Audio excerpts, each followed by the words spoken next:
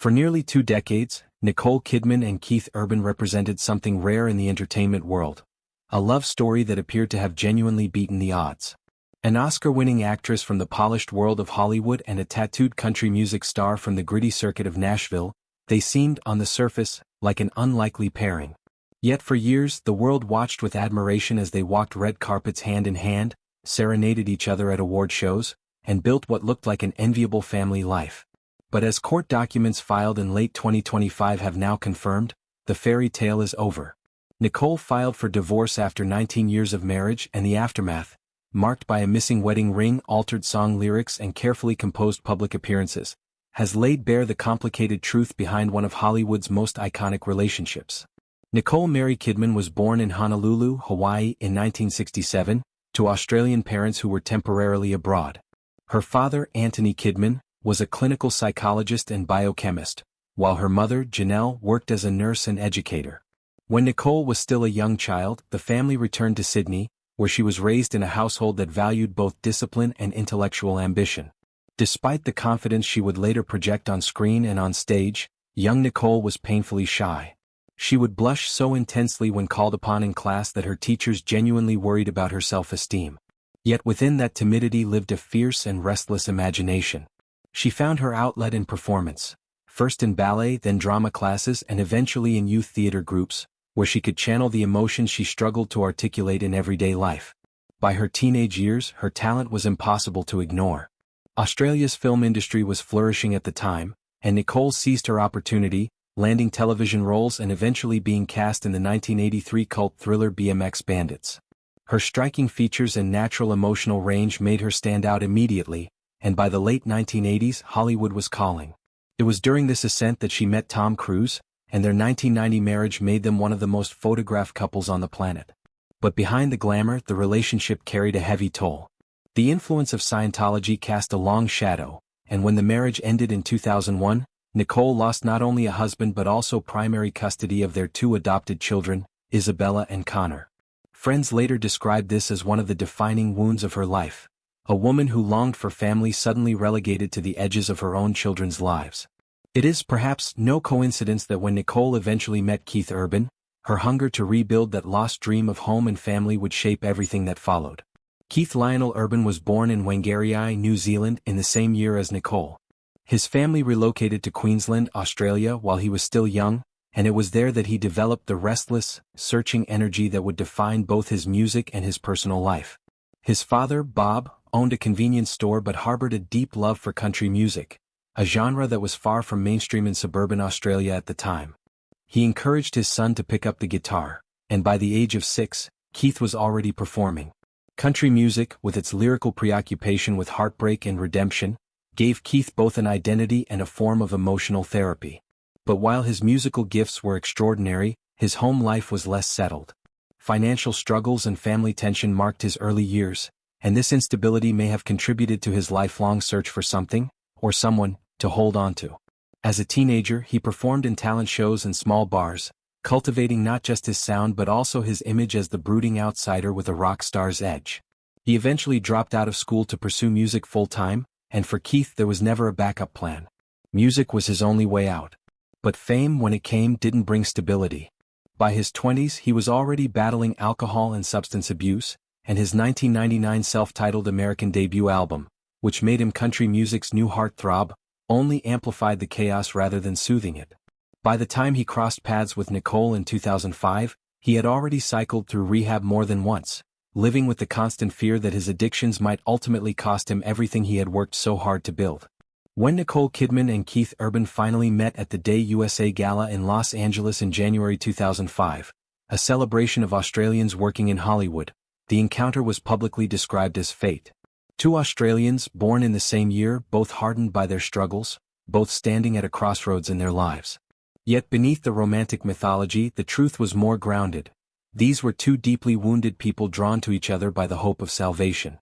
Nicole, freshly emerged from the storm of her divorce from Tom Cruise, had rebuilt her career spectacularly, winning an Academy Award for The Hours and cementing her reputation as one of the finest actresses of her generation. Yet she remained emotionally raw, craving stability after years of turbulence. Keith, on the other hand, was a rising star whose records were crossing into mainstream appeal, but the demands of endless touring, temptation, and an industry obsessed with image were pushing him toward the brink. He needed someone to anchor him. She needed someone she could believe in. Interestingly, their story nearly didn't happen. Nicole later admitted that when they first met, she didn't think he was interested. He was polite but reserved, and though they exchanged numbers, he didn't call for months. But when he finally reached out, something clicked.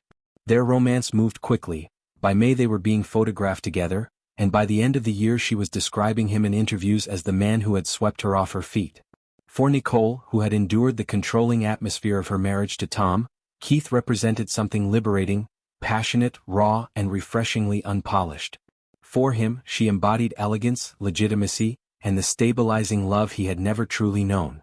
In June 2006, just over a year after they began dating, they married at the Cardinal Soretti Memorial Chapel on Sydney's Manly Peninsula. She wore a dramatic Balenciaga gown, and he looked every bit the romantic troubadour with his trademark long hair. The guest list sparkled with Hollywood royalty and country music stars, but what observers remembered most was the intimacy of the occasion. Candlelight, whispered vows, and Keith serenading his new wife during the reception. For the world watching, it felt like the perfect closing chapter to two troubled pasts. Reality arrived brutally fast. Just 4 months after the wedding, Keith checked himself into rehab for alcohol abuse. Nicole had barely finished writing her thank you cards when the crisis hit. The tabloids pounced, framing her as a woman who had married a time bomb. But rather than retreat, Nicole stood firm. She visited him in rehab, refused to let the press see her waver, and chose loyalty over humiliation. Keith later credited her with saving his life during that period. For insiders, though, the dynamic was already revealing itself. Nicole, having been denied the chance to save her marriage with Tom, was now pouring herself into the role of healer and protector. In the years that followed, the couple worked hard to craft their image as one of Hollywood's enduring love stories. She continued to take on major film roles while he toured relentlessly, winning multiple Grammy Awards and cementing his status as one of country music's biggest names. They welcomed 2 daughters, Sunday Rose in 2008 and Faith Margaret in 2010, and for a time the family unit they projected seemed genuine and joyful. In interviews, Nicole described Keith as the person who had brought her back to life. He would thank her at award shows with tears in his eyes. But beneath the curated image there was persistent tension. His career demanded long stretches on the road while she frequently filmed abroad. Their schedules clashed regularly. Nicole, still scarred by the loss of Isabella and Connor, clung fiercely to the idea of family, while Keith struggled to balance fatherhood with the restless rhythm of a touring musician's life. His ongoing battle with sobriety remained a constant undercurrent. Her need for stability sometimes tipped into control, and those close to the couple quietly noted that their fundamental differences ran deeper than either was willing to admit publicly. By the mid-2010s, rumors of tension began surfacing more regularly. Whispers about arguments over schedules, about Keith's nightlife, about Nicole's intensity. The couple consistently denied the speculation, presenting united fronts in interview after interview.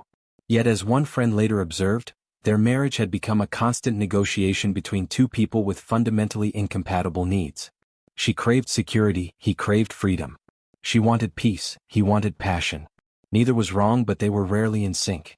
What made their situation particularly exhausting was the weight of their own mythology. They weren't simply a married couple navigating ordinary difficulties. They had become symbols of hope for millions of fans who wanted to believe that real love could survive addiction, distance, and fame. Every public gesture, every red carpet appearance, became part of a performance they felt compelled to maintain. Over time, their displays of affection began to look strained. Keith gripping her hand tightly at events, Nicole smiling with composed precision rather than spontaneous warmth. The love looked real but rehearsed, like two skilled actors delivering lines they had long since memorized. As the 2020s progressed, the whispers grew louder. Anonymous sources in entertainment publications began hinting that they were living increasingly separate lives. Paparazzi photos seemed to support the theory, Nicole attending events solo, Keith spotted on tour without his wedding ring, both carefully avoiding questions about each other in interviews. Nicole would offer careful admissions in interviews, noting that marriage required a great deal of work. Keith would insist she was his everything, but his words carried the hollow ring of a script rather than a declaration. The breaking point came in the summer of 2025. Those closest to the couple say there was no single explosive moment, No final confrontation, no public scandal that forced the issue. Instead, it was a slow and painful acknowledgement that they were no longer sustaining each other. Nicole, heartbroken but clear-eyed, had finally accepted that she could not continue to be both a partner and a caretaker. Keith, weary of the weight of her expectations, chose to step away from a dynamic that had come to feel suffocating on both sides. In late September 2025, Nicole filed for divorce in Davidson County, Tennessee, citing irreconcilable differences. The paperwork was restrained and straightforward, but its implications were enormous. After 19 years of marriage, 2 children, and countless public declarations of undying love, it was over. Friends close to Nicole said she had agonized over the decision for months, deeply committed to preserving the family's unity for the sake of Sunday and faith. But as one person close to her put it, she eventually realized she could not save both the marriage and herself. And so, at last she chose herself. The documents confirmed that she was seeking primary residential custody of the girls, with Keith retaining joint decision-making authority. Both parties waived spousal and child support, suggesting their finances had long been managed separately. Keith's response played out on the world stage. Days after the divorce was announced, he appeared at a concert on his High and Alive world tour, and his wedding ring was conspicuously absent. What followed was an emotionally charged performance that left audiences stunned. During his 2004 breakup anthem You'll Think of Me, he altered a lyric, transforming "Take your space and take your reasons" into the pointed, "Take your unreasonable reasons," a change widely interpreted as a direct reference to Nicole and the collapse of their marriage. Fans also noted that he dropped The Fighter, a 2016 hit widely believed to have been inspired by his relationship with her, entirely from his setlist, a gesture that read as deliberate erasure. Meanwhile, images of him and their 2 daughters appeared in a slideshow during another song, a tender contradiction in the middle of his apparent fury.